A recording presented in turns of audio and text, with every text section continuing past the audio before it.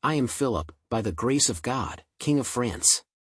My story begins in 1180, when I ascended the throne as a young man of 15. Born into the house of Capet, I was well aware of the challenges that awaited me. France was fragmented, with powerful vassals and a rival in England's Angevin Empire.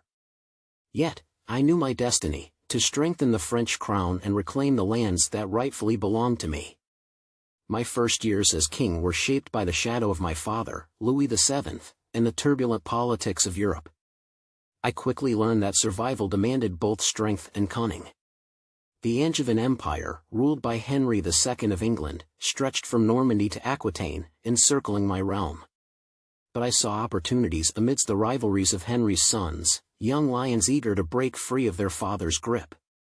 In 1189, I formed an alliance with Richard the Lionheart, Henry's rebellious heir. Together, we forced Henry to cede territory to me. When Richard became King of England, our alliance turned to rivalry.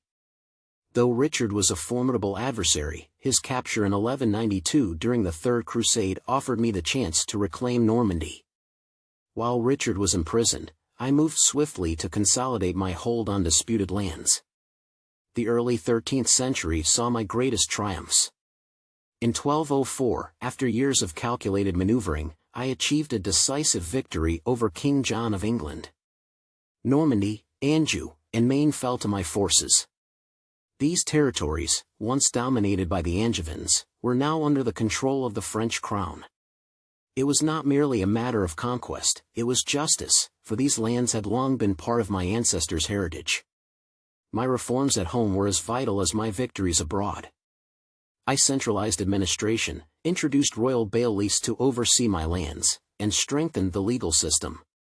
The crown's authority grew, and with it, the sense of a united France. I invested in Paris, transforming it into a true capital, a hub of culture, commerce, and governance. The Church, too, played a significant role in my reign. I joined the Crusade in 1190, fighting alongside Richard and the Holy Land.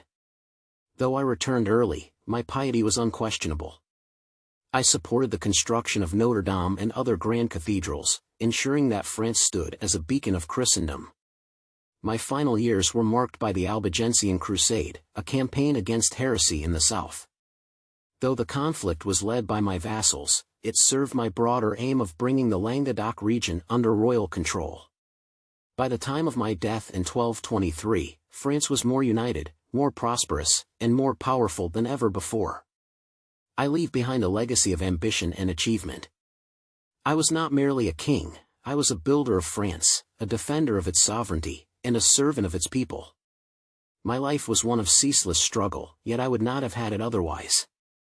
For through that struggle, I shaped a kingdom that would endure for centuries. I am Philip Augustus, King of France, and my reign is the foundation upon which France's greatness was built.